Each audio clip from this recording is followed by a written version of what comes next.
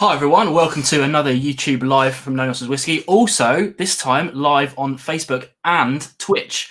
Just a quick sorry to the people on Twitch. Apparently, I didn't know this, but apparently the comments that I send to all the platforms don't go through to Twitch until after the live. So I was updating everybody about what was going on with everybody, and we're a bit delayed today, but that's why we didn't say anything on Twitch. So hopefully that's all been ironed out and we can go forward from that and check this out. But this is the first time on Twitch as well. So do let me know if you're watching on Twitch, because we want to see what everyone's watching on, basically. So today, as you might have seen over here, this way, yes, is Chris from the Dram Team. You know, I like to do these lives with Chris. We're covering their latest box, which just come through the other day. So Chris, if you want to introduce yourself quickly and let us know what's in the box today, and we'll go from there. Yeah, hi Ben, and hello everyone else. Hello everyone on Twitch. The Dram Team are not on Twitch, and I don't even know how it works. I thought it was some computer games, but if Whiskey's on there, then it's obviously going up in the world. Yeah, I'm Chris Borrow from the Dram Team. I'm the founder of the Dram Team. Some of you who follow Vin regularly or follow us will probably already know who I am. We've done a few of these tastings before because Vin's frankly much better at hosting online tastings than I am. Today, our box of the month is a pretty special box, actually. Probably the most special box we've done to date. It's called Whisky Wood, and it is an exploration of how wood, i.e. the casks, can be used in different ways to produce really good whiskies. And the reason it's special is this is a collaborative effort with the wonderful folks at White & Mackay, who have quite a good, well, a very good portfolio of both traditional Scotch brands, some of which we'll get into shortly, and then a new innovative arm called the Whisky Works, which do some really cool and interesting stuff with wood, hence being part of the lineup. And this is a little bit of a cut above what we'd normally put out in our box. We've got some very special whiskies, so we're going to drink our way through those in the next 90 minutes, or at least try them, I would say, Vin. Responsible drinking, especially Vin being a father. So, yeah, thank you everyone for joining us. And first warning, Vin is not drinking in box order, left to right. So Vin, what's our first whiskey?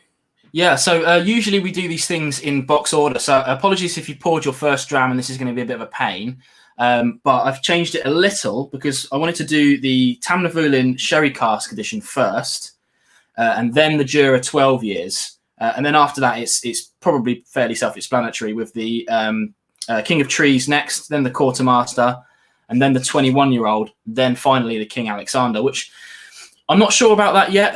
We're doing that because it's the final dram and probably the most premium in the box. But I have to say that the 21 is probably a stronger tasting whiskey. So we'll see what happens when we get down that sort of way anyway. So yeah, if you've already got the Quartermaster in your glass and you've got some way of swapping that around, that would be ideal. If not, sorry about that. We didn't really put that out earlier ahead of time. But yeah, so we're going to go with the Sherry Cask edition first. And I think if you can set them out like this, it's even better because most of these whiskies need airing out a little, I think, to get the most out of them. Because we've got quite a lot of strong cask influences today. And you want to kind of give that a little oxidation before we get going. I don't you think about that, Chris? I'm not normally patient enough, but today you forced me to go get extra glassware because I had already poured the first two that were in the box to air them a little bit. So I've had to run and get some extra glassware, which needs a little bit of a polish. So you're making me go the extra mile today, Vin. Excellent. I'm happy to have you in charge. So for those of you who've got the actual packs at home, this is the Tamnavulin Sherry Cask. If you've got your cards to hand, that's the one we're going into first. Have you had much Tamnavulin yourself in the past, Vin? Is this something you're familiar with? Familiar in terms of I know the name. I haven't covered any on the channel yet.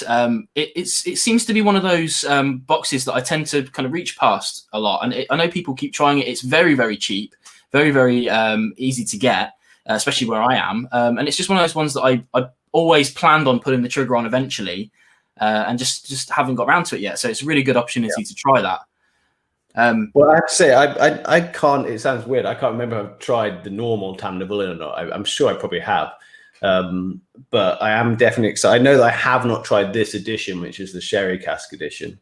So it's quite a good intro actually to our Whisky Wood theme, because Sherry Casks as some people drinking along might know, are hugely popular amongst some whiskey fans. So it can be a bit of a Marmite thing. Some people don't like the influence of sherry or certain types of sherry influence because it's quite varied depending on the wood and the sherry that was in the wood before. But for me personally, sherry cask, I'm in favor, strongly in favor. You know, to the extent that next month, in fact, you can see these whiskies here. We do a sherry cask edition every year for Christmas, and in part that's because the influence of the sherry cask on the whiskey is often to impart what people broadly, it's a good, nice blanket term called Christmassy flavors. So by that we're sort of talking dried fruits, nuts, maybe a little bit of hint of an orange, and of course sherry itself, which is inherently for some associated with Christmas as well. So yeah, I'm excited to try this one because I definitely haven't tried the Tamnavulin sherry cask edition. It is very affordably priced in terms of like the price per bottle at 70 cl. So yeah, let's give it a try. I should say as well before we get into the nose, we've got someone looking after the comments for the Dram Team. So if you've got any questions about specifics on the Dram Team, then do let them know both Facebook and YouTube. I'll pick up any Twitch comments. I think we've got a couple of views on that, which is awesome. Also, I think we've got a few White and Mackay people in the chat as well. So if you've got any questions about the actual whiskies that we don't answer, because both me and Chris aren't particularly familiar with these whiskies to the point where we know like very specifics about production. So if you've got any questions like that and you want to know more information, then drop them in the comments on whatever platform you're watching on. And hopefully someone who is also watching will be able to pick that up and answer that. I think that's an exciting thing. Yeah, and indeed, as Vin said, we've got so the person from the Dram Team we have helping out with the comments on our Facebook and YouTube accounts is Harry Sharman. She's our head of marketing and customer experience. But anyone from the Dram Team might know her because she helps me a lot. In fact, does most of the work on our customer service. If anyone has any issues with deliveries and things like that, or questions about the box or the cards, they write to our whiskey butler, Woodhouse, and that's normally Harry or me responding. So, and Harry does a lot of work as well, helping prepare the information that goes out about the boxes and writes our blog. So frankly, she's probably much better qualified to answer any questions people might have than I am myself today. So the way to think of myself and probably Vin, he's modest, is just as if we were drinking this with you and experiencing it with you, and trying to give our relatively humble and uninformed opinion on what we think of it. Yeah, absolutely. I say this a lot. Again, before we get into the first whiskey, I say this a lot. I've never pretended to be a whiskey expert. I'm not a whiskey expert. I'm not trained. I am just a guy who decided to pick up a camera one day and just happened to be before most people decided to do the same thing. That's literally all that is. I'm just a few years ahead of everyone else who started YouTube, and I'm no different to that. So I do never pretend to be an expert of such things. I think I should blow your horn a little bit. I think your channel is phenomenal. And I think you've probably learned a lot more about whiskey than you think. Anyway, we've both drunk far too much whiskey in our lives to date, especially recently, I think we'd say. So let's see what we can get out of this one and give people some comments. I have to say, the first thing that comes to mind with this, because as you said earlier about sherry influence, I am not a huge fan of sherry influence, mainly because there are some that I really don't like. But straight off the nose, I don't get any kind of those sulfury notes that I don't typically like. So it's a winner for me straight away. So I'm happy to carry on smelling and drinking it. It smells, just for me, it's like so I find with sherry, it tends to go one way. Like it can be sweet or savory to some extent. That's obviously a broad split. But this to me has that like lovely, sweet, soft sherry nose that I really enjoy. Yeah, absolutely. It's not in your face. It's not like, you know, that classic kind of sherry bomb thing. But it's got definitely kind of like those dried fruits elements going on. So I've skipped straight to tasting this. I do as well. I think it's an important thing before you start giving the kind of notes on a nose, especially like this one. I've not tried these before. I'm not going to give a nose tasting until I've also had a little sip as well. It's crazy, right? So I think mainly for me, yeah, I said that sweet, soft sherry. So like the fruits aren't too far towards that dried end and more towards like the stewed end. So like maybe stewed peaches or something like that. I'm going to have to reach a little bit for fruits that make sense. But A little bit of spice, but soft again on the nose. So again, it's quite mellow and quite. I think that's a very lovely, accessible, gentle thing to nose. When I drank a sip there, that's interesting. It was probably because it was my first mouthful. I got almost a big whack of flavour. It softens a little bit on the second sip, so she should have got warmed up a little bit before I dived in.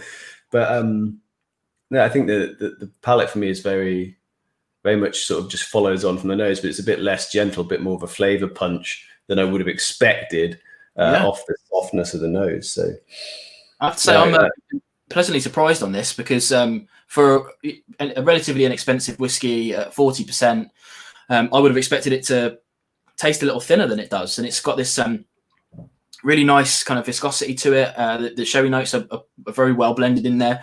Ben Marnock on the comments is saying my son gets pencil shavings on the nose, which maybe I'm doing a little bit, but I get a little bit on the palate now, which is interesting. Yeah. Oh, no, I'm obviously just being led down the garden path by Ben's son, but yeah, a slight woodiness. I think woodiness, a slight, yeah. I'm definitely reverse engineering that tasting note thanks to Ben putting it into being incepted.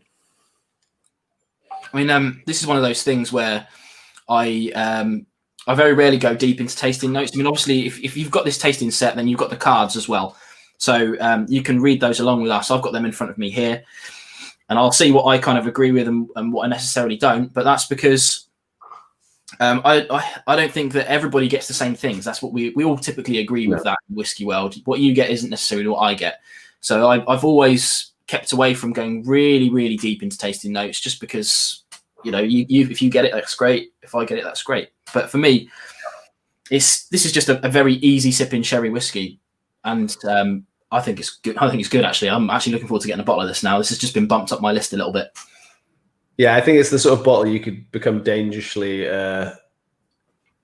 friendly with if you sat down with it next to you on the right winter evening with a fire burning. A nice, easy drinking one.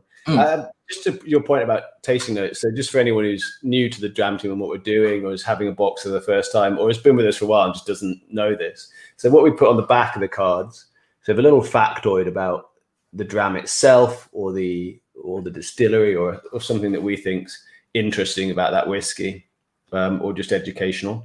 Then the actual tasting notes, 95% of the time on the back, are the tasting notes from the original producer. So what you would see on the bottle if you bought it in a shop, or if you went to the producer's website and looked at the tasting notes there. So we kind of present that as the original producer's version of what you might taste when you drink the whiskey, or you might smell, rather than giving you our version of it, which, as Vin pointed out, is very subjective. And I'm rarely ever, if you read it first, you'll normally find them all when you drink it. But if you don't read it first, you just write your own out and then go and look, you'll often be quite far apart from what other people have written themselves. But that's, as Vin said, that's sort of not a problem at all. It's an inherently subjective thing. But I think Vin and me seem to be agreed that this one was very, very drinkable and very, very tasty. Like, this is the kind of thing. So I have this kind of running joke on my videos where I talk about what I like to call a guard whiskey, which is something that you put in front of other whiskies to protect those whiskies from your kind of, like, you know, greedy hands. And this, the quintessential of that, you know, it's inexpensive, it's tasty. You wouldn't mind it if it's in your glass, and you could quite happily drink a dram of this and sort of save yourself some of the more expensive stuff at the back, and then just replace it when it's gone. You wouldn't be too worried about that. So I think this fits into that category perfectly. Yep. I can see we've got Whisky in the comments there. Is that, yeah, it's YouTube. So stewed fruit and stewed pears. So yeah, I could agree with that. I was going to go stewed orchard fruits, which is one of my favorite. If you want to feel like, if you want to impress people and make them think you know what you're talking about, orchard fruits is a great term to use because it sounds like more meaningful, but what it really means, it could be apples, it could be pears. I mean, basically most fruits that grow on trees grow in orchards. So it's sort of a nice generic way of sounding really authoritative. So try that one out. But I could definitely get stewed pears. I use it a lot because it like you say, it's like I say citrus a lot when I could mean lemons or I could mean oranges, and they're two very different flavors. But I think like sometimes I might get lemony, and sometimes someone might get the kind of orangey element.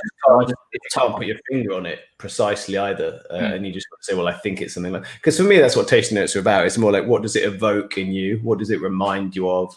Does it remind you of something actually you tasted, or what you think something might taste like, where it's getting a bit more outlandish? So yeah, each to their own on the tasting notes. But I definitely think stewed fruit's there. We've got some people weighing in as well with your concept of the guard whiskey, decoy whiskey. We've got someone, I'm not going to try and pronounce their username. Definitely.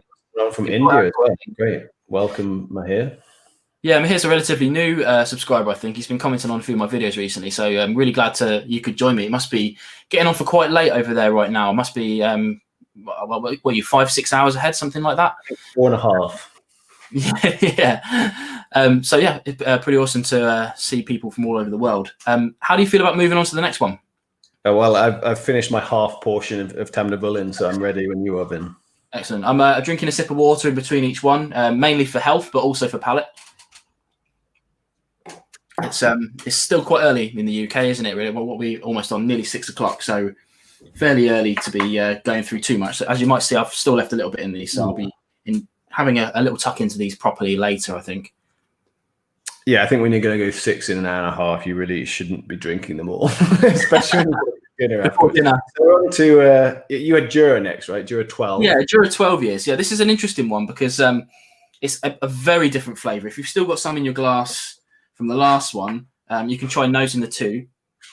It's remarkably different. I just noticed it before you started talking about it, and yeah, the contrast is immense. And I think this is a good highlight of what I was talking about in terms of, to me, the other nose was like soft and sweet, and this one's pretty obviously savoury to me, or certainly dominant on the savoury note, so quite different. Definitely. I mean, this one, again, I haven't covered this one. I've done a lot of Jura recently, thanks to White Mackay sending over a few bottles to me. But I kind of skipped some of the age statement ones and went a bit further on. So I think I need to revisit these because straight away on the nose, I'm enjoying this. We'll have to say, so the first thing that Jura makes me think of right now is just, I was watching something on demand last night on Channel 4's on demand service. And what I would describe as a feature-length advert came up for Jura. And to anyone at White Mackay is on and might have been involved, great advert, really. I don't like adverts, generally speaking. I mean, who does, right? But it was all about the island of Jura itself, the people there, the sort of environment, and what whiskey means to them. And actually, it was just a really good bit of storytelling focused around Jura, the island, where the distillery is and its people. And the whiskey part of it was sort of both at the center of it, but secondary. It wasn't sort of in-your-face advertising, and it was quite evocative. So immediately makes me think of that and the island of Jura and all of that. It's a very rugged island. For those of you who don't know where Jura is, it's off the, hang on, we have to never eat shredded wheat, off the west coast of Scotland, just north of, is it just north of Islay or just off the northeast coast of Islay? Opposite northeast, I would say, if you're being picky, but north is fine, I would imagine.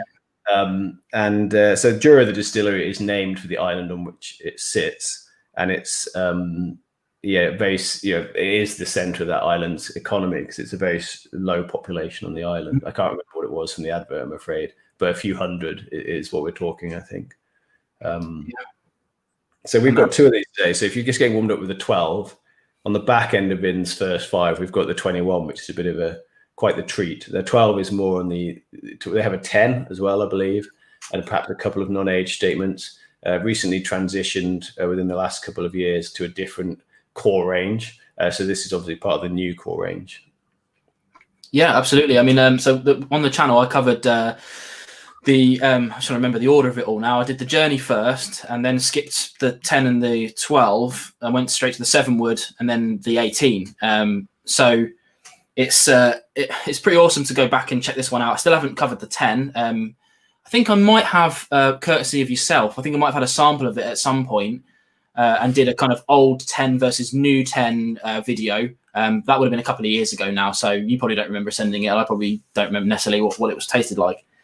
So yeah, I should definitely check that out. But I know that we featured the 7 wood, I think in January. I think we had a box. It might have been Cask Magic, somewhere certainly towards the start of the year. And so similar sort of concept of how the cask can influence the whiskey, but that was a slightly different take on it because it's less about the wood. And there was things like quarter casks in there and other things that you can vary in how casks are used.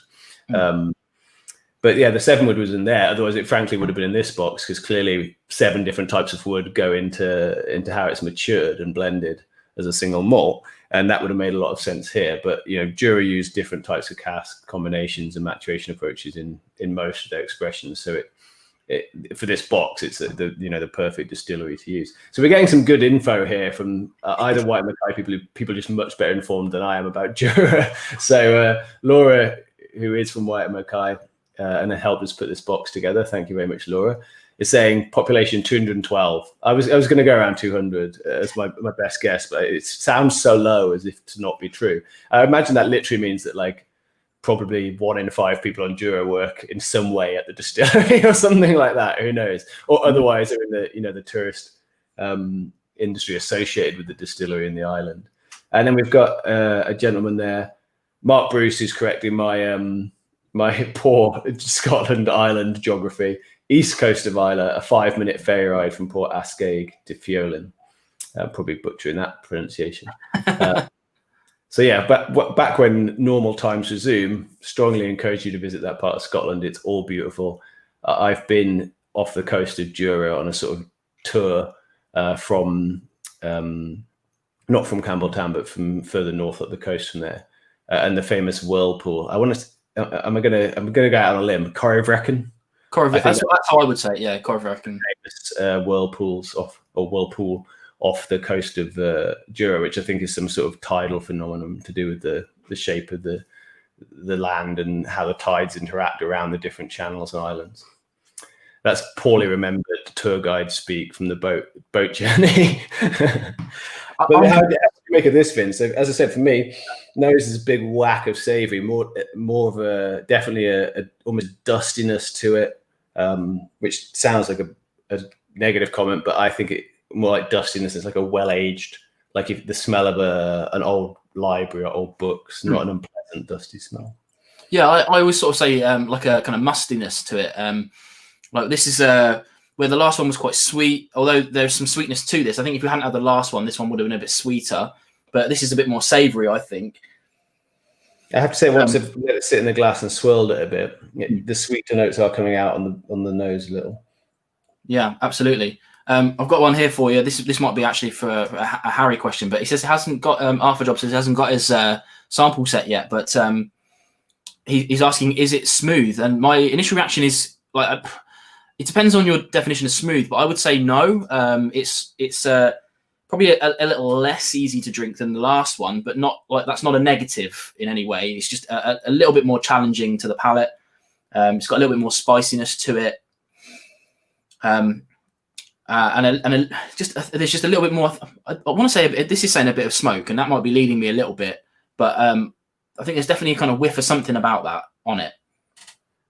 Yeah, well, I do think sometimes whiskies that have a small peated component, or certainly not a dominant peated component, the smoke can almost come through as a sort of afterthought or an undercurrent, and that's sometimes for me where I get dustiness, almost like the smell of an old fire or something like that. I enjoy that in a dram. I think one of the ones where I really like Ben Romac 10, which has a soft peat behind it. And it's that same sort of thing where it somehow presents to me as a slight dustiness or a hint of age about it. Although obviously peatiness and smoke are completely separate from age. Yeah, I think if I was like, something I like to do on these tastings is kind of gauge what my favourites are as we're going along. And I think today, this is the important part of this statement, is that today, right now, in this minute, I think I prefer the Tamnavulin over this. But I might change my mind on that tomorrow, depending on how I'm feeling. You know, there are days when I go into my cabinet and I really fancy being whacked in the face with some peat.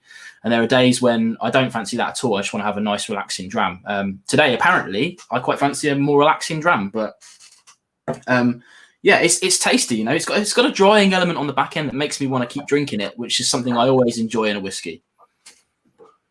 So we're getting some interesting comments here. I'm just going to read a few of them out because I think they're good.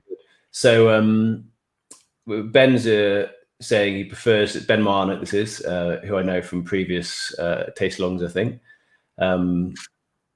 Yeah, I'd agree. I don't think I really get it on the nose unless it was that dustiness coming through. We've got Whisk Guy saying, I'm finding this as quite a crisp, salty flavour. I think I was getting some, on the palate, a kind of salty tang to it, which is often associated with coastal whiskies, Ireland or Campbelltown or Islay.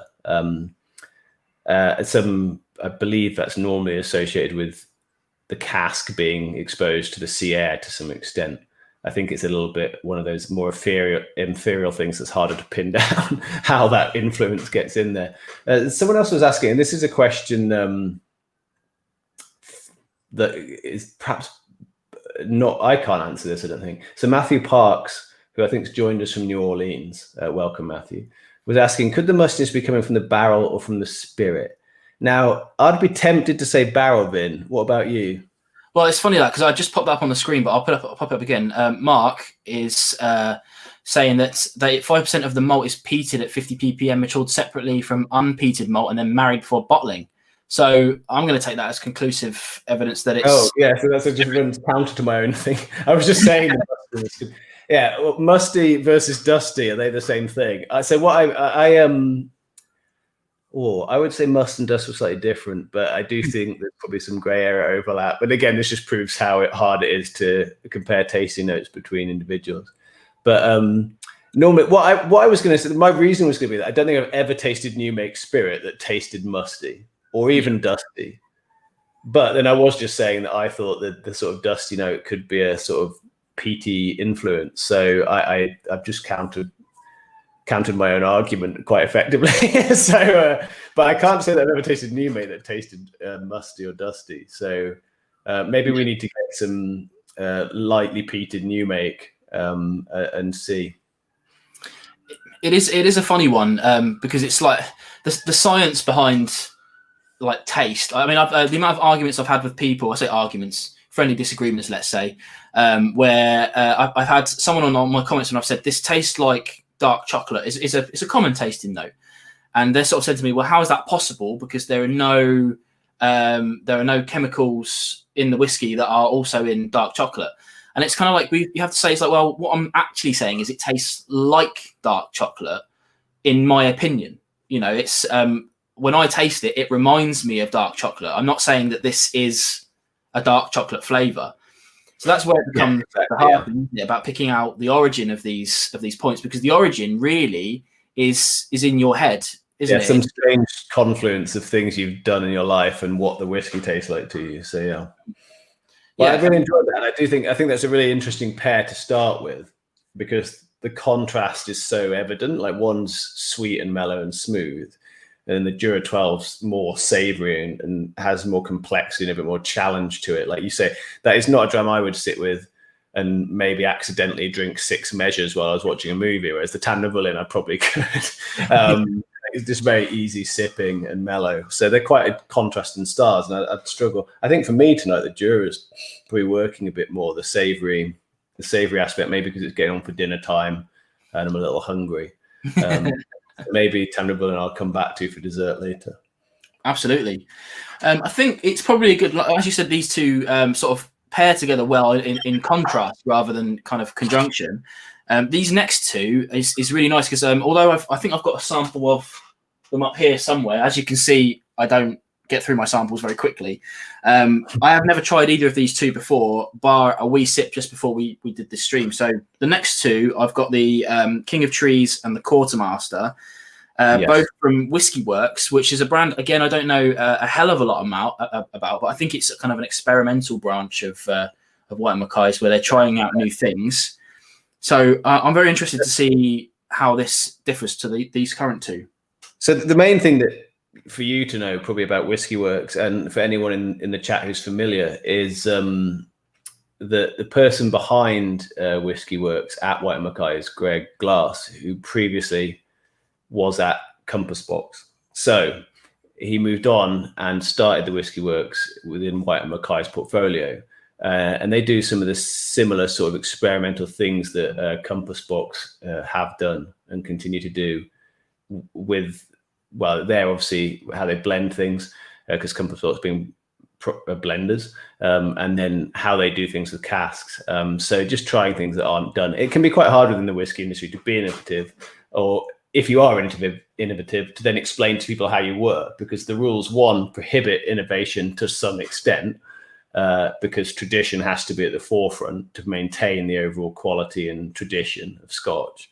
And then also the rules about what you're allowed to tell people about the cask makeup and the type of casks and the components of the whiskey are restrictive, which means that even if you have done something really cool, you can't necessarily publish that on the packaging. So, but yeah, that's the history. Like, the Greg Glass moved over from Compass Box and started this innovation arm within White Mackay. We've done a lot of, historically, a reasonable amount of Compass Box in our boxes. Not so much recently, I don't think, but going back towards the first year or two of the Dram Team. And a big fan of what Greg Glass did there.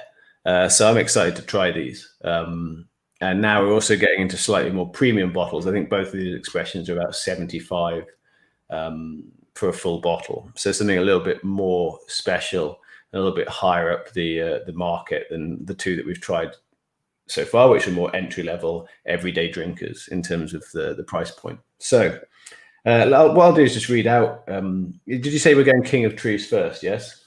Yeah.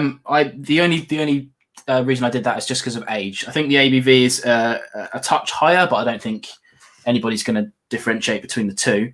And as you said, yeah, we've gone in kind of like a kind of early 30s bracket to now a kind of mid 70s bracket, and then the next two are going to be upwards of 150. I did my research just before, so that, you know, very, very different brackets that we're going to here.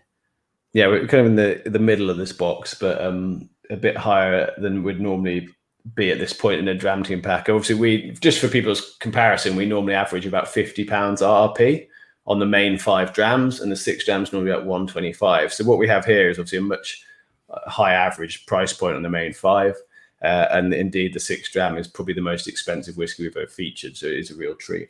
So I think this is a cool story. I love cool stories about whiskies. This is a very cool story. So the King of Trees is called as such. It's made with Scottish oak. Now, actually, Scottish oak isn't used much for making casks, because apparently it's often quite knotty. And KNOTTY, as in it has the kind of gnarly, knotty bits in it where the branches would come out, which makes it difficult to make into staves for barrels, I'd assume.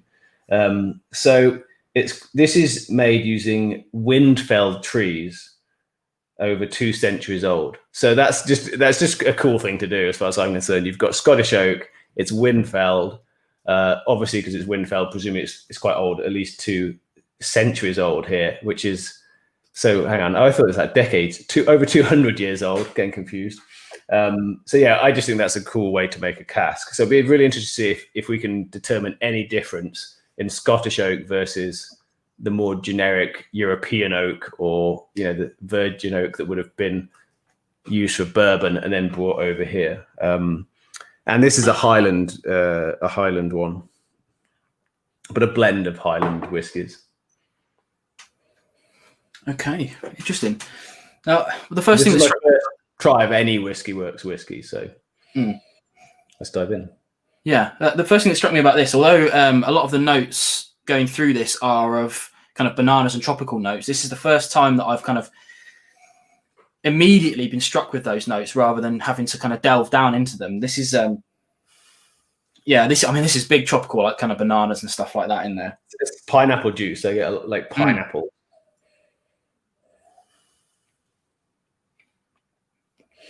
Oh, so we've got our mutual friend here, Amy Seaton, who founded and runs Birmingham Whisky Club, joining us in the chat. Hello, Amy. Nice to see you. So Amy's asked, any further info on where in Scotland they come from? I'm going to bat that straight on to the White Mackay people in the chat to see if they know that, because I certainly do not. As I said, Highland, it's quite a large region, so if anyone can narrow that down and tell us where the Scottish oak fell over. I imagine if you're just waiting for Scottish oak to fall over, you might need to have quite a large catchment area.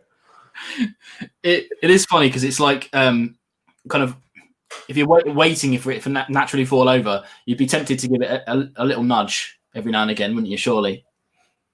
Yeah, it's interesting too. I've got a question for White Mackay because I think this is fascinating. Is like, when did they have the idea? Because Whiskey Works is quite new. Was there someone already out there making barrels out of Scottish oak that had been wind felled? Or did they decide to do it and then went and found it and got someone to do it for them? Because I would imagine that took a while. So if anyone at White Mackay is able to tell me a little bit more of the sort of order of events, I'd be fascinated to know that, because I think it's a really cool concept, but one that's inherently difficult to execute if you're relying on wind-felled oak. Yeah, when I read that, my initial thought was that this has got to be like, it fell over, because what does it say here? Like, it's 2 centuries old. It's had to have fell over and then was made into a barrel, or at least made into staves back then. Otherwise, surely that wood's going to be fairly manky, and unless you've looked after it very well. I guess if you dried it out or stored it well, you might be okay. But I'm not an expert in that.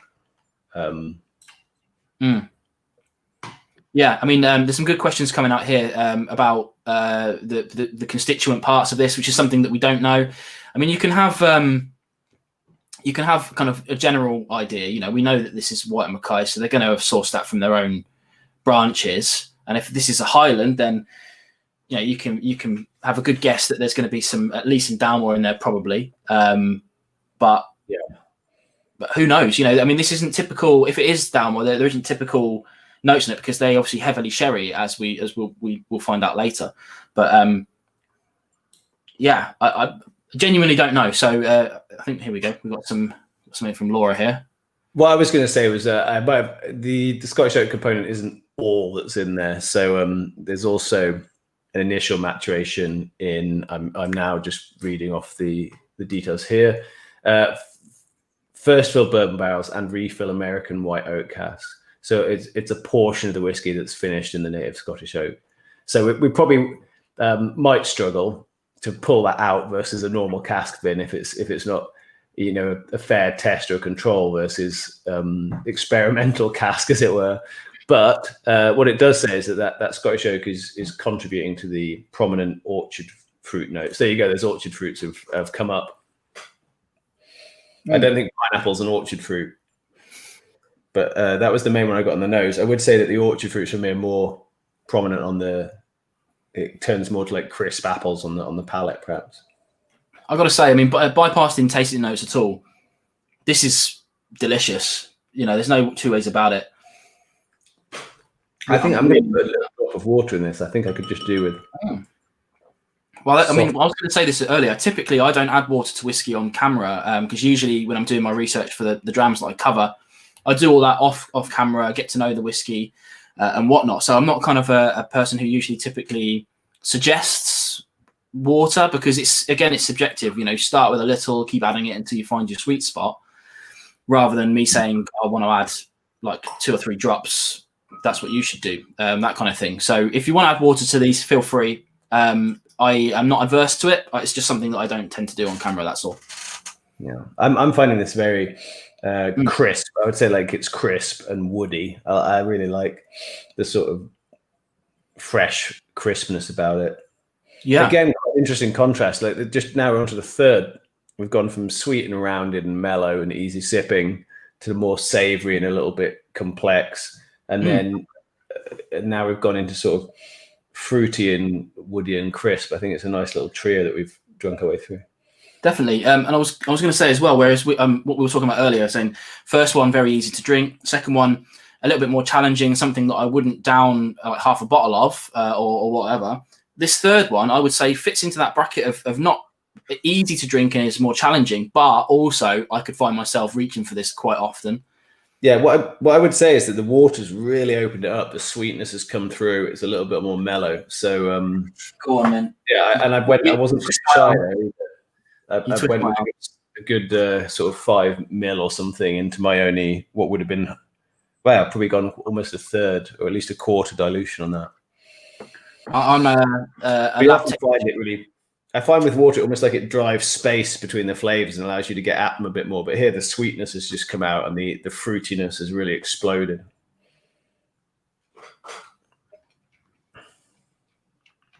You know what? That has mellowed it down a little. And yeah, definitely. There's way more tropical notes on that now. Yeah.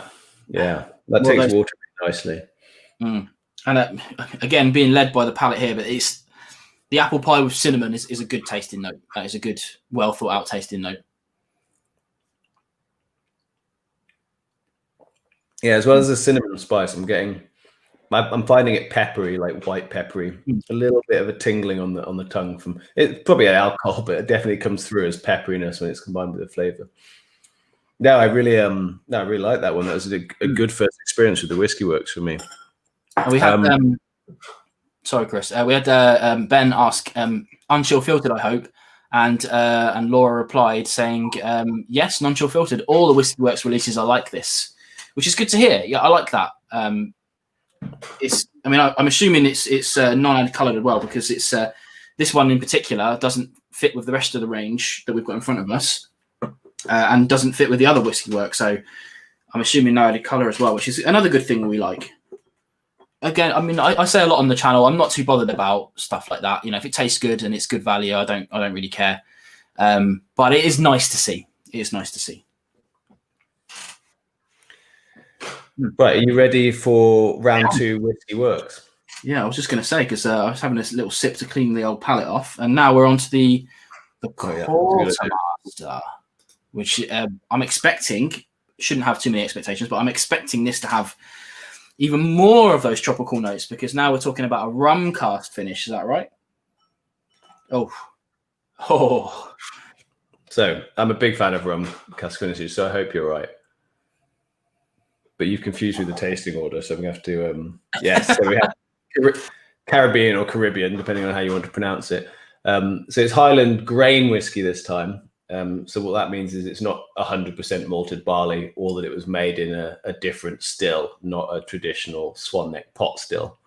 So it's grain whiskey is a bit of a wide term, but it will be noticeably different to just a single malt made with just malted barley in a traditional pot still, but then matured in Caribbean X rum barrels and a finish in Pedro Jimenez sherry cask. That is like my 2 weak spots in cask finishes in one whiskey. So I'm excited about this now.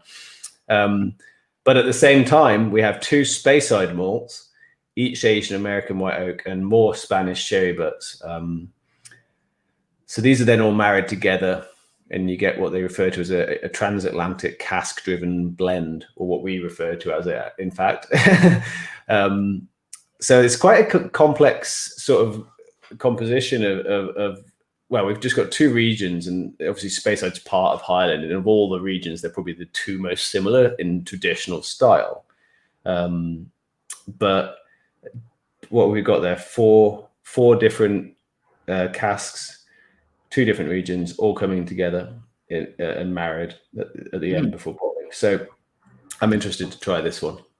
My first ever whiskey featured a mix of sherry and rum and bourbon casks, which was the Benriach 10 peated. So this is sort of a good cask combination for me. Now, while you were talking away there, Chris, I managed to smell and taste it, and was absolutely astounded. So I'm going to afford you the same break, because I mean, I'm a big fan of grain whiskey. Anyone who watches the show will know. I try to kind of push single malt grain whiskey a lot, especially the kind of upper aged level of it. But straight away, exactly that. Yeah. On the nose, that was just absolutely astounding. The one thing I will say about this, to encapsulate it all, I can't believe how well-rounded this whiskey is, considering all of the weird stuff that's going on in it together. You would see all these different casting influences individually. And yes, we've seen stuff like this come out before, but it's very well balanced. Very well balanced. I'm having a little sip. I know I said I'd let you drink away while I talk, but I need to drink it more. This is I agree. So I'm a massive fan of single grain whiskey, first of all. So just for anyone who's new to whiskey or doesn't know this, because it is actually surprisingly confusing, within Scotch whiskey, single grain whiskey, the single part always means that it's the produce of just one distillery.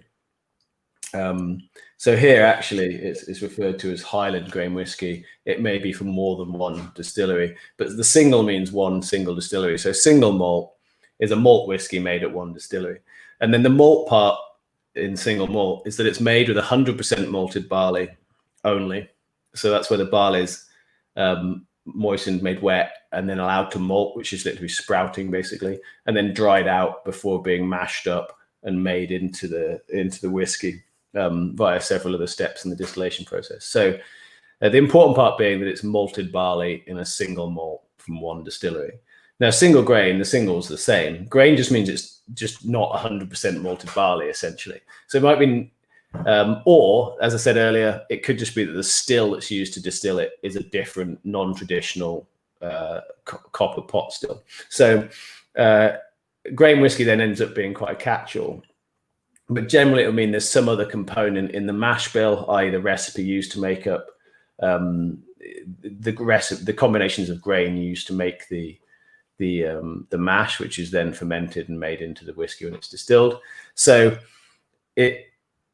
some of it might not be malted, but often a lot of it is malted because malting helps release certain enzymes that help with sweetness and sort of fermenting the whiskey. So normally it may be the still that it was made in, like a continuous still or something like that. So you do get 100% malted barley whiskies that are made in continuous column stills and are therefore called a single grain. But often it might have some other grain in it, any grain, corn, wheat, anything like rye, anything that you might get called something else in another country like the US or in anywhere not Scotland. In Scotch, if it's made with some of that in it, it's called a single grain. And a lot of it is really delicious, mainly in the past. I'd say maybe going back a decade. Normally it had to be really well aged for it to be really good. Mm-hmm. Increasingly, people are getting out there sort of young grain whiskies that taste really nice. So in this case, we have a component of grain whiskey. And that means that when you mix that with the malts that are in there, the single malts or the malts from other distilleries, that makes it a blended Scotch. So if you're someone who doesn't think you like blended whiskey, definitely try this one and try some single grain, because what you'll realize is, and as Vin said, the genius in a dram like this is that someone's married together all those different styles of whiskey and different cask influences and made something that tastes really good, a bit like being a master chef in a way. But you will find that good grain whiskey is really delicious. Good single malt, everyone knows is delicious. And then when you get something like this, that's blended Scotch, it's just a mix of those delicious things. So it's not really a great surprise to me that it tastes really nice. But it is it's more difficult perhaps to achieve when you're blending together different styles and types of whiskey. Yeah, I mean, I was having a bit of a moment with this one, to be fair, because well, it's a good timing because I just gave an extended monologue on why I love grain whiskey and blends. So I mean, I have to say, this is really good. I don't often sort of go on about like how much I like a whiskey. I'm usually quite objective when I come to my reviews. I want to just give you a kind of like an idea about value and things like that. But I'll go out on a limb here and say I really like this one. I've liked them all so far, but this one I could see myself replacing, which is something I don't often say about bottles because of the nature of the channel. I don't tend to replace bottles very often, but this is just really good. Yeah, I need to say. Yeah, and I think what comes through just after the immediate hit of flavor on the palate, you get this sort of soft caramel, brown sugar flavor that I would associate with grain above anything else. Like lovely mellow caramel, Werther's original sort of notes. A little bit towards bourbon in some ways, single grain can be, or Irish whiskey. And that comes through very much in the center of the palate for me on this. And then you get a little bit more spice towards the back end. Yeah.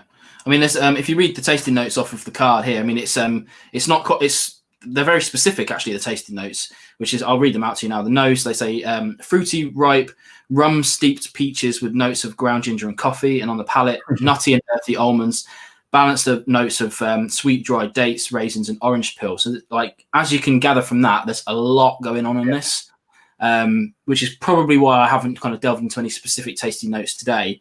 It's just really good. I don't know if I've... No, I realise that's probably my favourite of the 4 so far.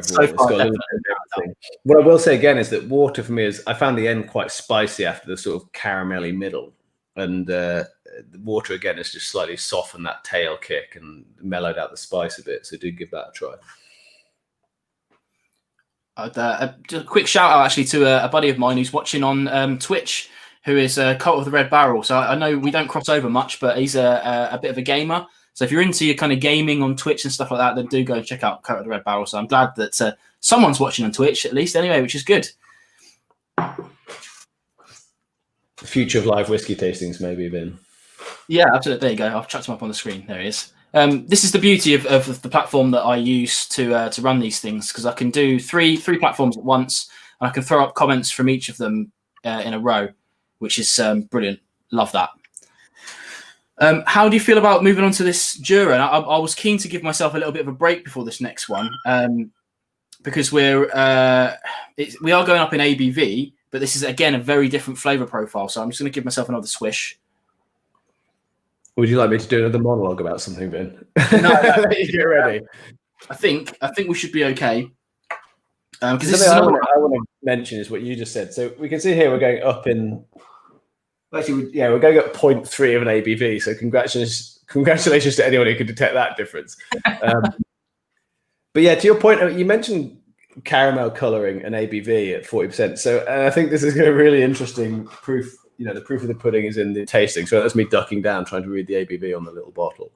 But I think the single most important thing is whether you like it or not. So like people applaud non-chill filtering and things like that. And there's a certain puritanical, there's a certain purity to that approach, right, of not chill filtering a whiskey. So again, for anyone who doesn't know what it is, chill filtering is essentially chilling a whiskey down to a certain temperature, and I can't remember exactly what that is, but it's quite a low temperature, at which point some of the components of the whiskey will essentially separate, the oilier components, I think, and they are removed.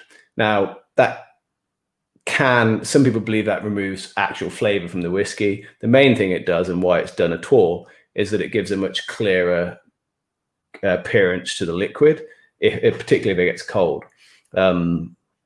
So anything below 43% generally has been chill filtered. As I say, it's a very controversial topic as to whether or not it actually changes the flavor of the whiskey. But there are, without a shadow of a doubt, the whole point of the process is to filter out certain elements. But for me, if the end product tastes good, then I don't really care. And I think that's just in all ways the most important thing about drinking whiskey. Where it's from, whether it's single malt or single grain, whether it's a blend or not, whether it's chill filtered or not, whether it's got caramel colouring in it or not. The really important thing for any individual is, do you enjoy drinking it a lot? And I think that's the thing that should be at the core of anyone's whiskey drinking experience, not what other people think about it or say about how it was made. So hopefully that's tided you over and got. Oh, did you see that, Vin? Did you see that segue? Tided you over to the next dram. Absolutely blinding. Love it.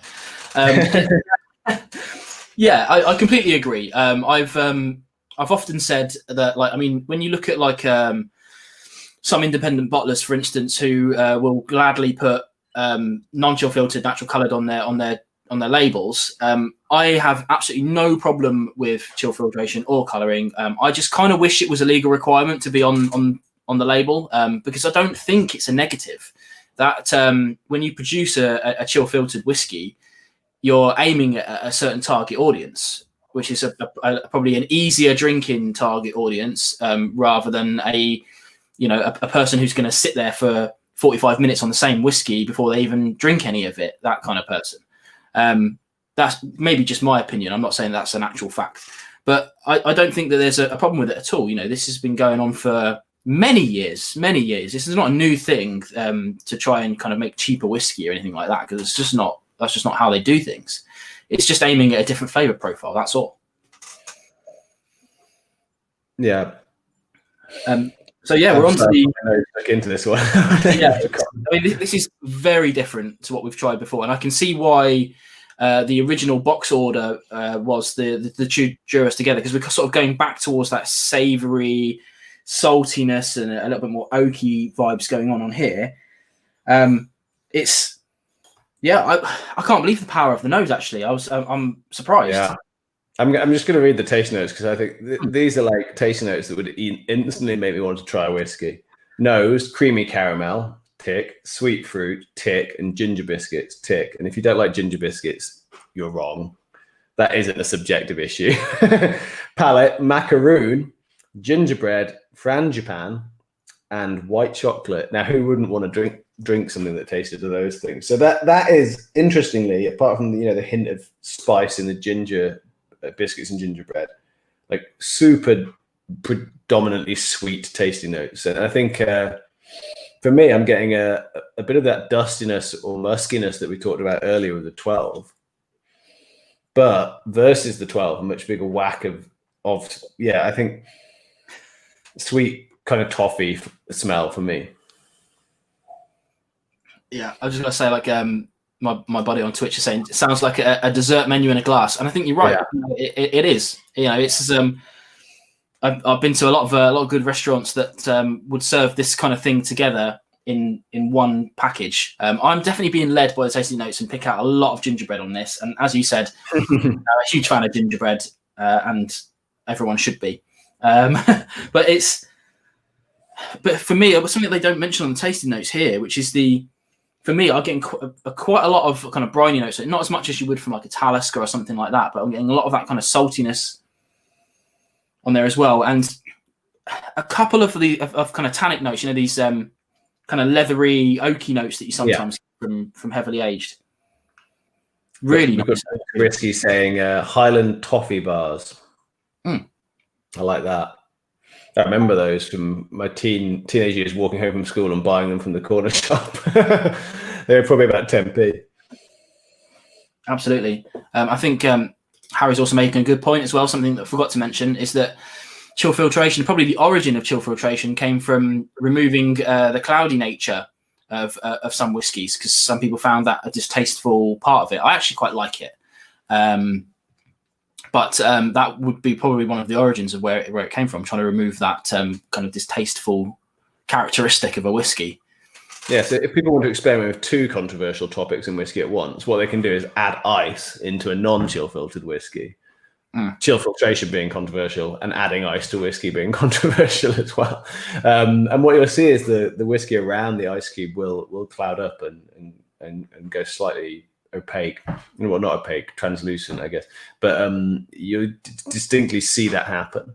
And that is just because some of the chemical components of the whiskey with a higher, am I saying that right? Higher freezing point will basically essentially solidify a little bit and cause that cloudiness, which is what chill filtration aims to remove.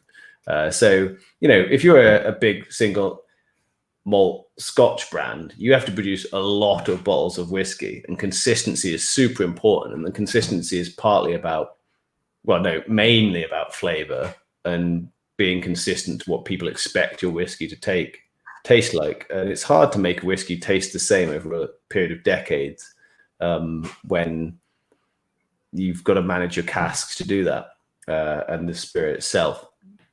So, but consistency of appearance, i.e. color, and consistency color, not color, but the consistency of appearance due to the cloudiness or not, is also important. So part of the chill filtration and the coloring aspect is about consumer confidence in the product. And if you are doing small batch things like Indies do, then people accept variation in batch.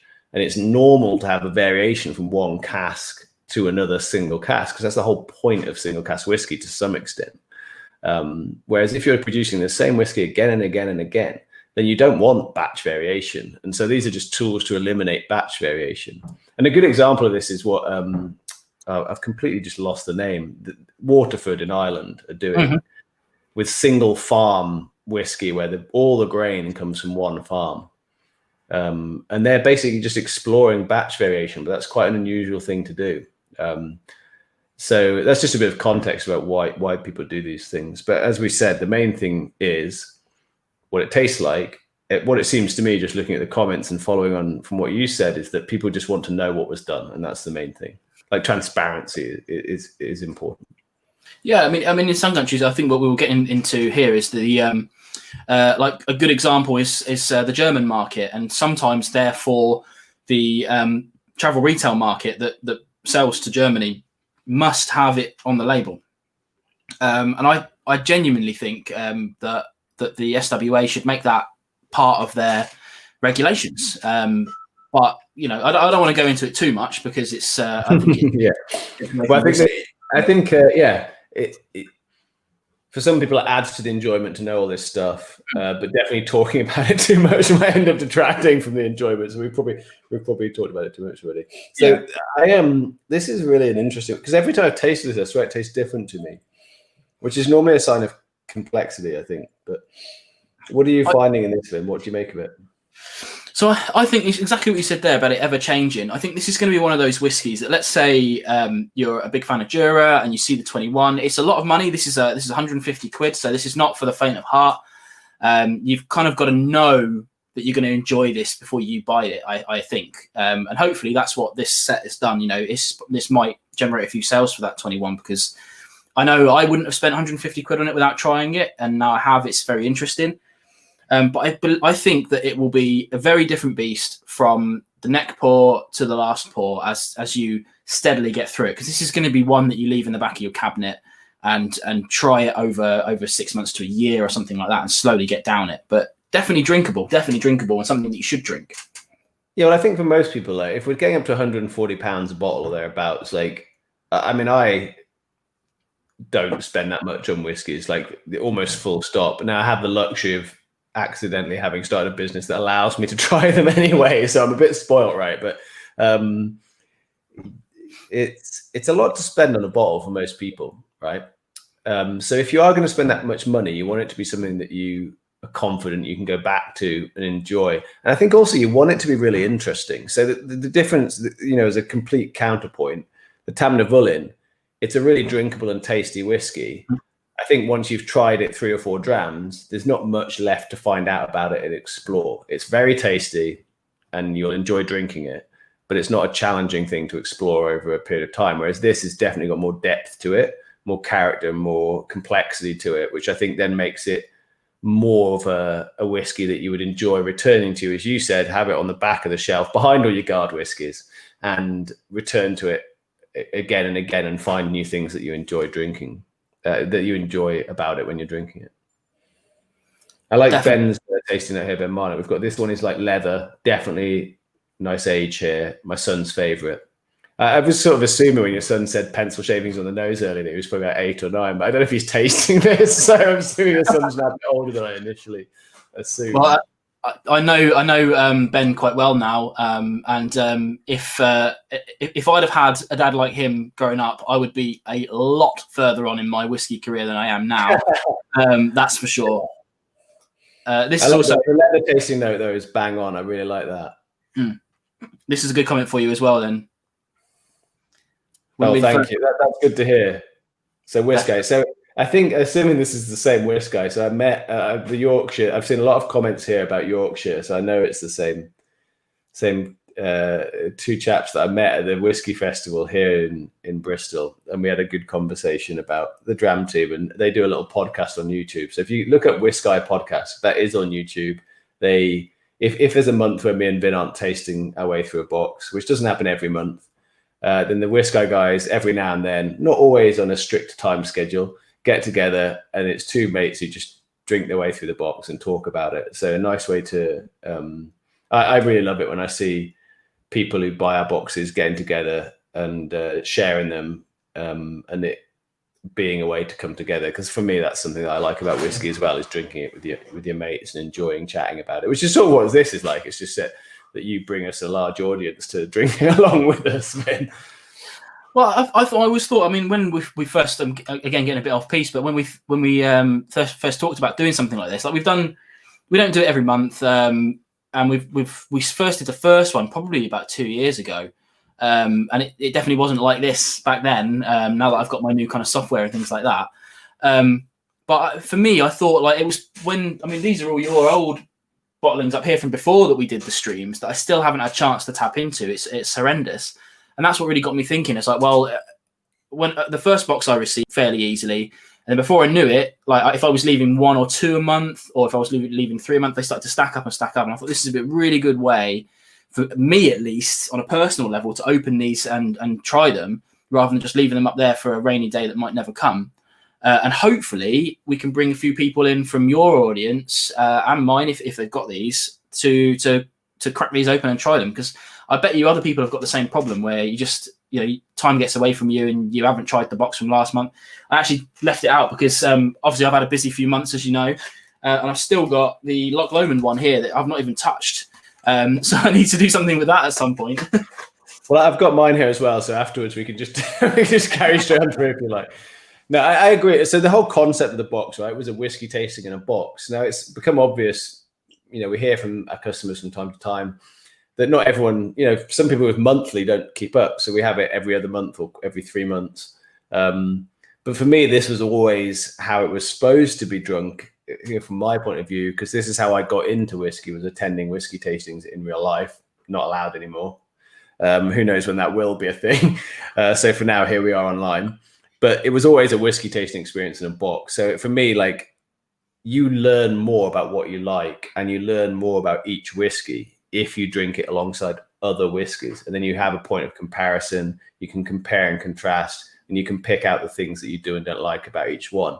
And therefore, you just learn more sooner about your preferences and about whiskey in general. So I always enjoy doing this because I think that if you drank any one of these in isolation, you don't know as much about it as if you drink it alongside other whiskey.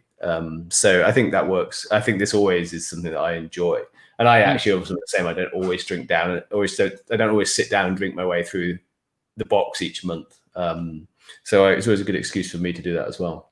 Yeah, it's a good thing what you said there as well. When I got a buddy of mine into whiskey, he sort of kept saying to me, I don't really understand what I'm doing because whenever I drink whiskey, I just taste whiskey. And I said, well, that's fair enough. But have you tried any two? Doesn't matter, any two next to each other.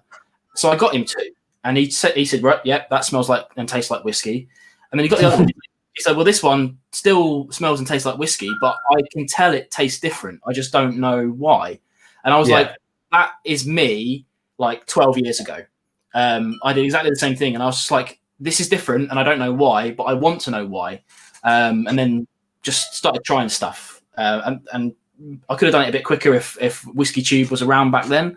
We were on our own. So nowadays, hopefully, you've got a few more resources to help you along that path. But I think those are the kind of people that I love talking to because I was like, I've got as many as you want to try until you find one that will get you into it, because there will be one. Yeah, there's a great quote in a whiskey book. I'm trying to remember what it is. I think it's on my whiskey. It's on my shelf over there, and I'm desperately trying to see if I can read it from here.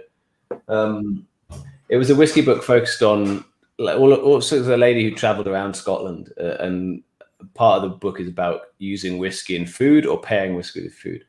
And her view on it was like, if you think you don't like whiskey, you've just not found the right whiskey for you yet. And I think your example is a good one. If you gave someone a really nice single grain that was well aged, and then a young Islay, you can't. No one could think that those tasted the same, but they can both be delicious. Or you find one or the other delicious, much more so.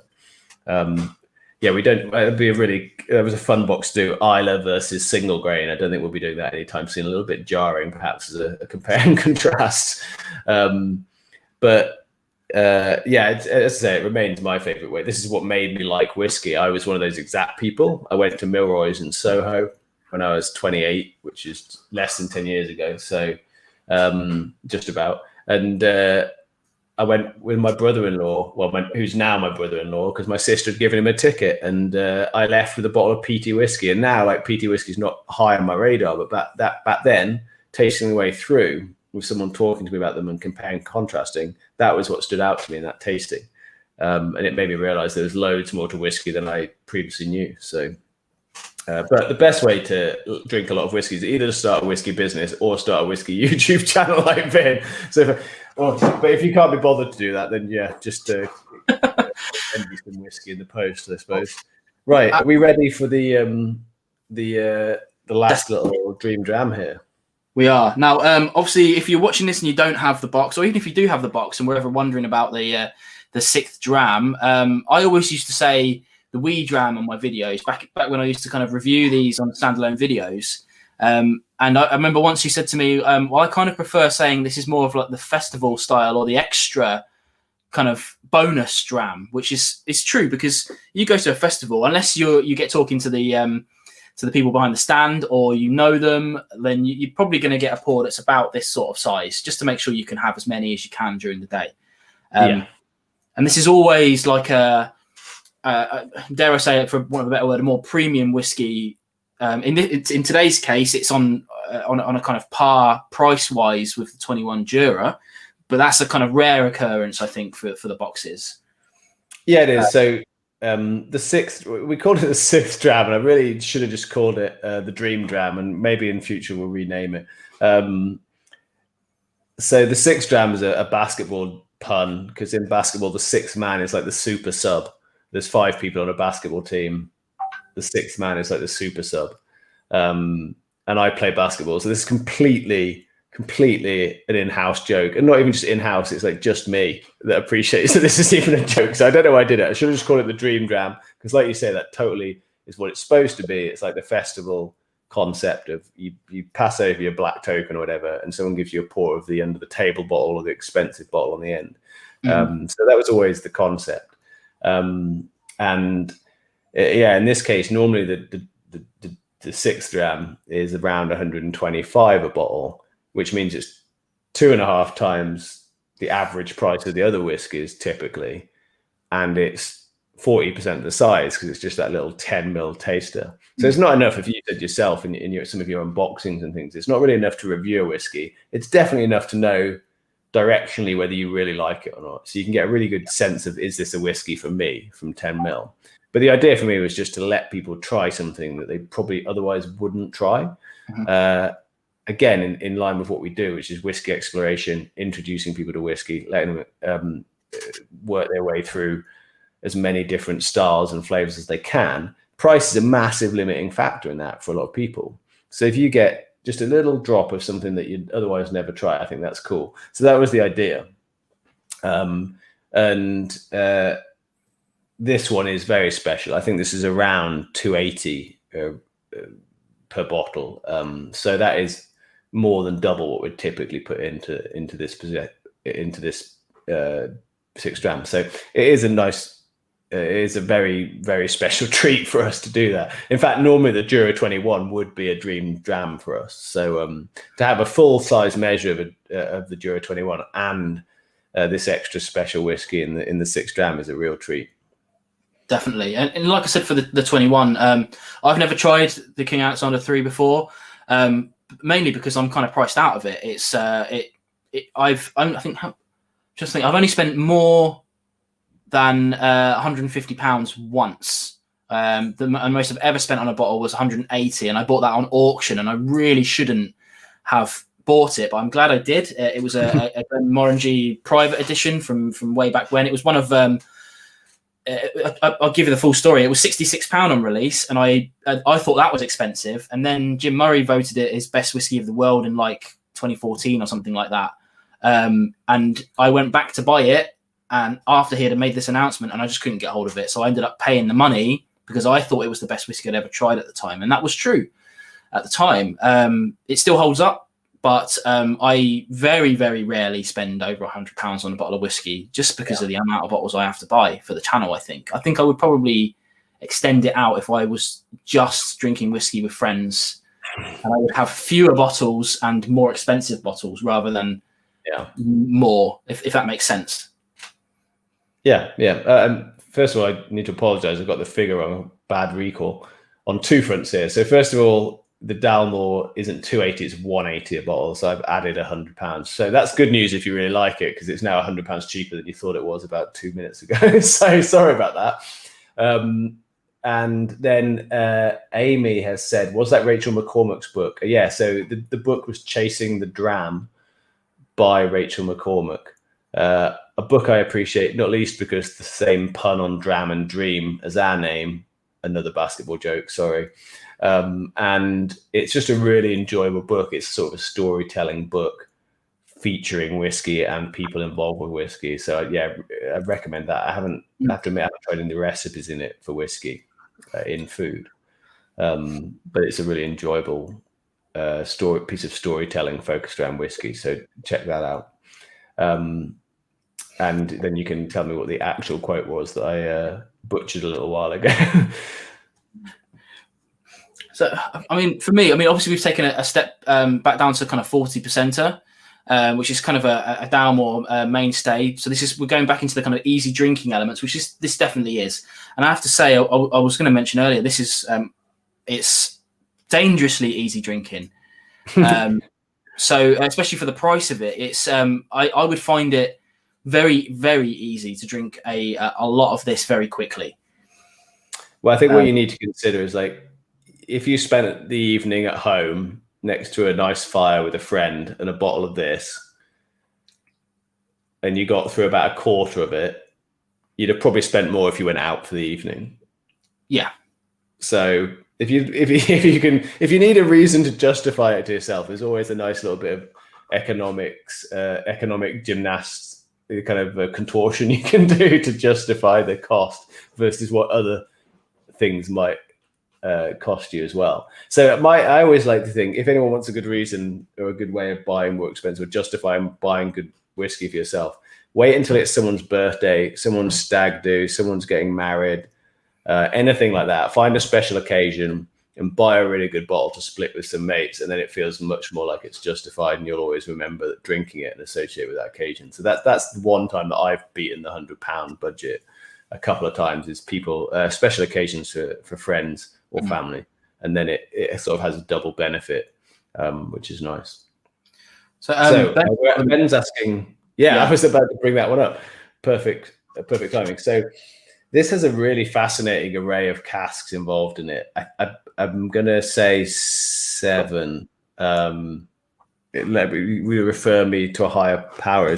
What did the note say on this one? It's a little bit more mysterious. Yeah, so here's many different casks. It has some Oloroso, which Ben Marnock's pulled out there in a subsequent comment. It doesn't mention PX, but we've got different wine, sweet wine finishes like Marsala, Madeira, some other wine casks, port pipes as well. So there's a lot of different things going on in this one. So again, another skilled piece of blending and combining lots of different flavor influences from different casks, in keeping with the theme, obviously, into a really well-rounded finished product. Absolutely. I was adding a bonus cask type. Apologies, Laura. I'm probably thinking of the 7 word. I'm getting confused. I mentioned that earlier. I mean, we've talked about this a little bit off air as well, haven't we, Chris? I mean, I've always enjoyed Dalmore. I've always found, obviously, they tend to be on the more premium end of the scale, so they tend to be a little bit expensive. So this is one of those ones that where I have to say I don't think I would go out of my way to buy a full bottle of it in comparison to even the Jura 21.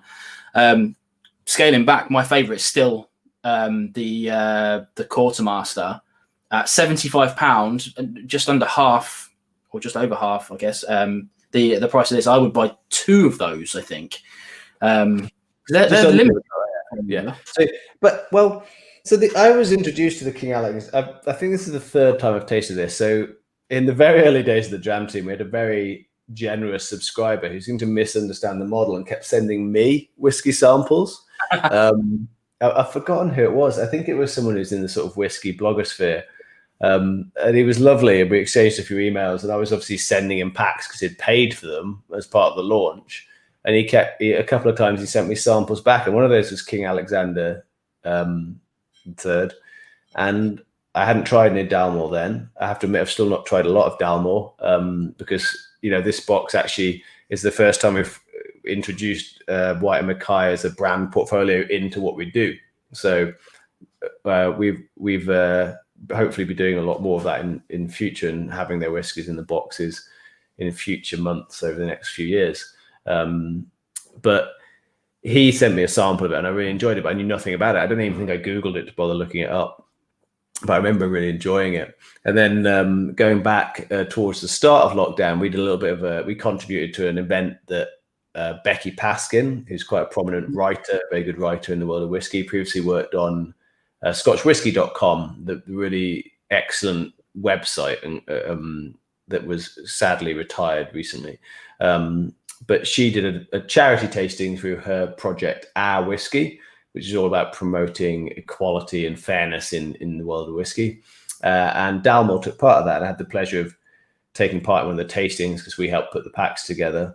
And Richard Patterson, nicknamed The Nose, who's was hosting the tasting of Dalmore, and the dram they featured was the King Alexander III. And it was wonderful to hear him talk about it because he's super passionate, super enthusiastic, and incredibly knowledgeable. And if anyone wants to find out who Richard Patterson is, there's a very, if you Google how to taste whiskey or search for that on YouTube or anything like that, he's basically in all of the top hits. You don't get the nickname The Nose for nothing. So he's heavily involved with Dalmore, and that was really the first meaningful tasting of Dalmore King Alexander III I had, because the first time I tried, I didn't even know really what I was trying, and I was very early in my own whiskey journey, which is tied in closely to the progression of the business. And this was 4 years ago when the business had just started. But I was really blown away by this. I think it's astoundingly. There's this sort of bias, right? You mentioned it yourself. We've talked about it earlier. The 40%, you tend to think, I'm probably going to be. You almost set yourself up psychologically to be underwhelmed. And then I was really blown away by how flavoursome it is. And I'm sure that's to do with how so many different cask influences are used. And it really demonstrates the influence that wood can have on a whiskey and how much flavour you can impart through using different types of cask. So I think this is, for me, far and away my favourite whiskey at 40%. And that sounds like a slightly backhanded compliment. It's not supposed to be. I think it's a stupendously tasty whiskey. Would I buy for 180 quid?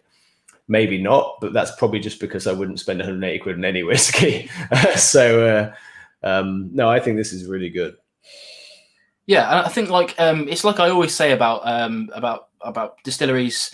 If you're a fan of Dalmore's and you've got the money, you're not going to get yourself into any trouble by buying this sort of thing, and you've fancied it for a while, then you're not going to be disappointed. I've always said, like the Dalmore 12 specifically, I covered that very early on, and that gives me a lot of association tasting notes, which is always the best tasting notes, I think. I always say it reminds me of eating those little packets of raisins. I don't know if you still get them now, but I had them as kids, the little sun-made raisins. Yeah, sun-made, yeah. Yeah, and it just washes over me whenever I drink that dram. So it'll always have a special place to me. So you certainly wouldn't be disappointed having spent that sort of money, because, again, if you do buy this, you're not going to be the kind of person who destroys a bottle of this in an evening. You're probably going to hide this away and put your guard whiskey, your Tamnavulin cherry cask in front of it, so that you tap that. Yeah. Until you've had too much of that, and then you'll just get the King Alexander out and start chucking dollar notes around everywhere. So we've got a few interesting comments on this, so just to bring out. So someone asked here, David Owen asked about the average age of the whiskies, and Laura's said, so she can't tell us the exact ages, but it's a good range of age, which is what you'd sort of expect. Like, it's very, from a well-balanced whiskey or a rounded whiskey or something that's complex, it wouldn't be unusual to have either, well, we have both here, right? A variety of ages or a variety of cask finishes. And then Amy has said about this one, a friend of hers who hated whiskey tasted this dram and was converted to whiskey. So that's a strong endorsement. Someone who hated whiskey converted by King Alexander III. There you go.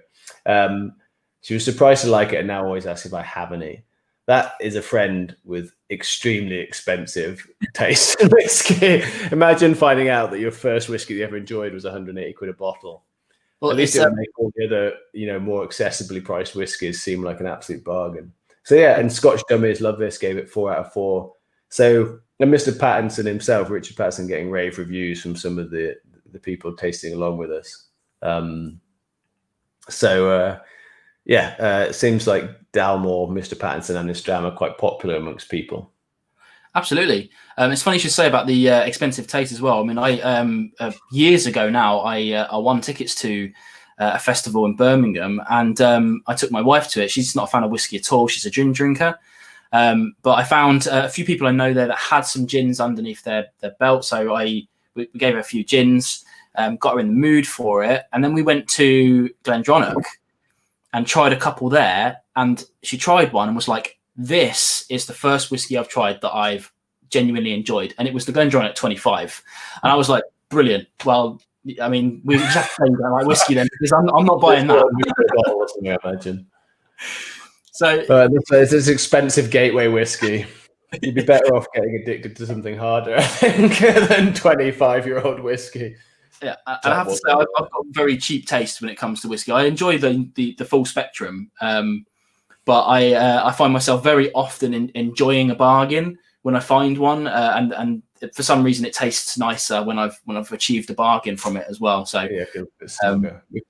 yeah, we've got a few people just dropping off. So Go Habs saying just dropping in for a quick hello, and Top Whiskies are just heading off now. So good night. I guess that was probably Ed from Top Whiskies. So good night, Ed. Thanks for joining us. He actually mentioned earlier that they've got a shop now as well. So if you don't know Top Whiskies, you should go and check them out. They do a lot. They do a lot. So they're busy people. So they actually have a thing in their shop which I would strongly recommend, because we were involved in helping produce it last year, which is well, again, talking about 180 pound whiskies, it's quite a premium item, but they have an advent calendar that's 50 ml, all interesting, independent and single cask bottling, things like that. That's well worth checking out. If you have someone with a generous budget for Christmas gifts, try and get them to spend it early and get you enjoying a nice merry lockdown in December via the advent calendars on the Top Whiskies website. Absolutely. So have you finished that one off? I polished that tender pretty quickly, I'm afraid. It's gone. Unfortunately, I mean, that's the only downside. I mean, you get to have a little swallow, but it goes really quickly. I've still got some of these, so I'm later on, I think I'm going to leave these to breathe for a little while, have my dinner, and then come back and try these and see what I think again. But I think ultimately I'm very impressed with this the Whisky Works stuff. I've never tried them before, and now I'm very interested in what's coming underneath the Whisky Works banner. I do have, like I said earlier, I think I've got some samples up here somewhere, so I'll have to dig them out and make some actual content on those, because very, very impressed by them. Let us know in the comments what you think is your favourite of the day. That's something that we like to go with. We've got a couple of minutes left on the stream, so get those comments in. I re-poured the Quartermaster because you were such a fan of it that I've gone back to just pour the second half of that dram, so that's what I'm going to finish with. Yeah, I think... I know for a fact that I will probably not get around to drinking the other halves of all of these anytime soon, because I'm really bad at remembering to finish off samples. But yeah, I thought it was I really enjoyed that. And I think, as I say, I always enjoy drinking 6 different whiskies in a row, but that felt like a particular treat. Good to have a first exposure to the Whisky Works drams for me. I'll be interested to see what they keep releasing. And I really like that they're doing something innovative there and a bit different, because obviously Jura and Dalmore are expressions and brands that are steeped in tradition. So good to have something a little bit different going on with the Whisky Works. Yeah, absolutely. I mean, I've talked to a few of the brands. I know Laura's on the channel now today, and she's kind of new to her role. And we were talking a little bit about it. I said with Jura specifically, I was not upset necessarily, but like disappointed that they didn't replace the Superstition, which was my favourite of the old range. But I have to say, I wasn't expecting the 12 or the 21 to have the slight smoky notes in them that they do have, which is very interesting. I still would love them to release a smoky whiskey.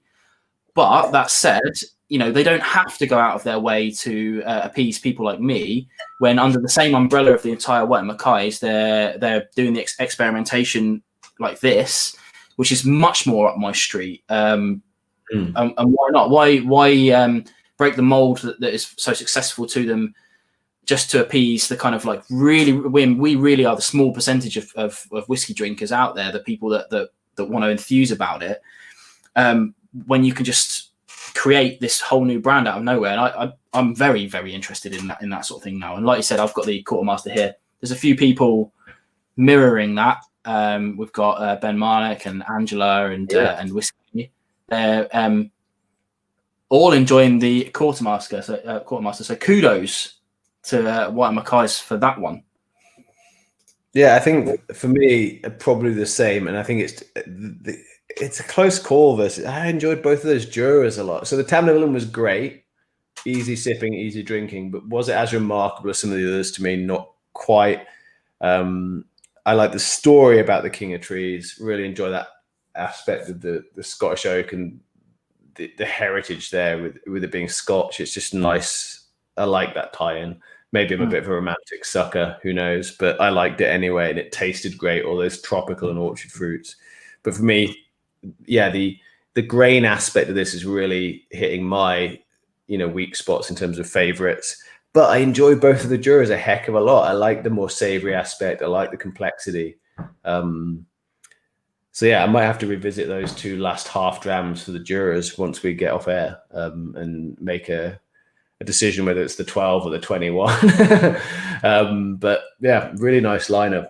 Really enjoyed tasting my way through it.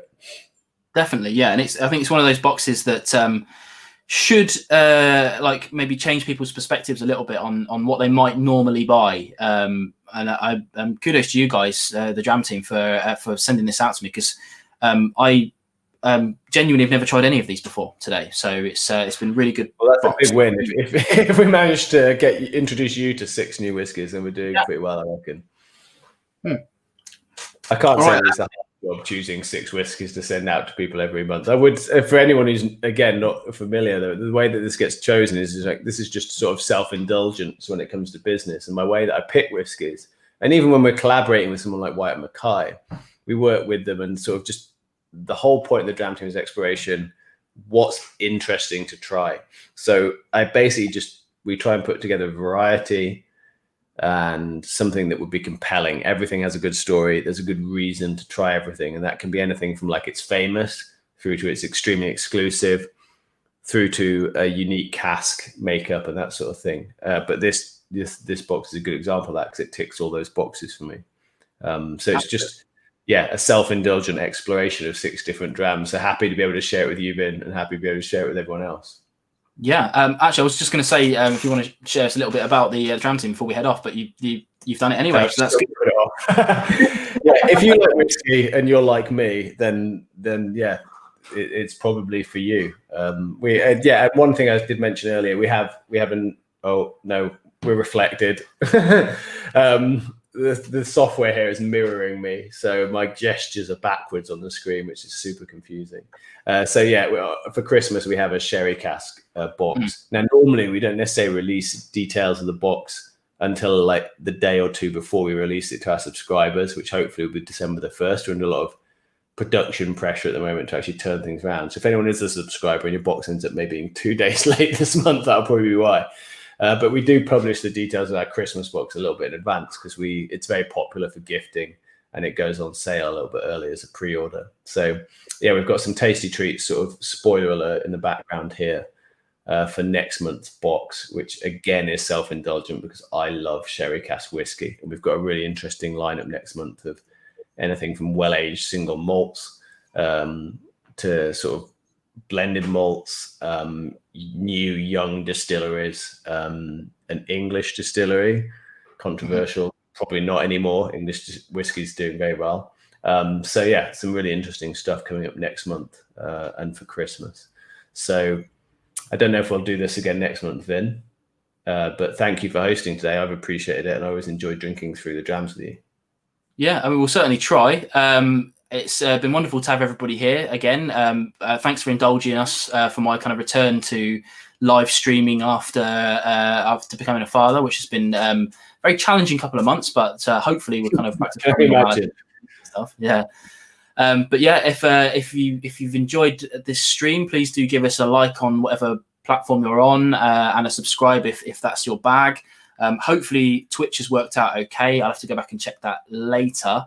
But that's going to be a kind of ongoing thing for me. Of course, do check out the Dram Team. I've got a link in the description below, which is a link from me, so that does help out the channel as well. If you're not a subscriber and fancy checking them out, I would love for you to subscribe, because I am a subscriber myself. This isn't something that we do as a kind of businessy thing. We just enjoy drinking the whiskey together. So I've been a subscriber since the start, and it's really a brand that I buy into, literally. Yeah, he did actually refuse for me to send him free boxes. So thank you for supporting the business, and thank you everyone else who's joined for supporting the business as well. So thanks to everyone who's joined in and attended. Thanks to our subscribers, some familiar faces from our own customers, familiar faces from your channel. Lovely to see friends of the Dram Team like Amy and Top Whiskies drop in, and to have people from White and Mackay here. So big thank you in particular to Laura McDonald, who helped us put this box together and get access to these whiskies, which frankly we literally don't normally have budget for. So it was a special edition, thanks to the work of Laura and the people from White and Mackay. And a quick parting shot from Aquavito's, one of the best channels out there, I have to say. If you don't know who he is, go and check him out. He's just dropped me a quick super chat at the end to say he missed it. So, sorry that you couldn't catch it, my friend, but we do go live a bit early, but hopefully we'll catch on replay and things like that. But yeah, well, if Roy wants a box, tell him to get in touch with me. I know Roy. Nice to see you again, Roy. It's been a little while. Roy from Aquavito. If you want to learn about whiskey and get some really good intel, you can't go wrong with Vin's channel and Roy's Aquavito channel on YouTube as well. Both really good sources of information and impartial, informed reviews of whiskies. Absolutely. Well, thanks again for everyone to watch, and I will catch you again on more videos. And hopefully, Chris will be back at some point in the future, and we'll do some more of these tastings. Well, if we're locked down for Christmas, Vin, Christmas Day tasting. No, I'm kidding. Absolutely. Boxing Day or Christmas Eve. But yeah, thank you for hosting us. It's been great fun, and thanks to Harry as well for helping out in the comments of the Dram Team. Absolutely. Thank you very much, everybody. And I guess I'll catch you tomorrow for my next review. Yeah. Thanks, everyone, and good night. Cheers. Bye-bye.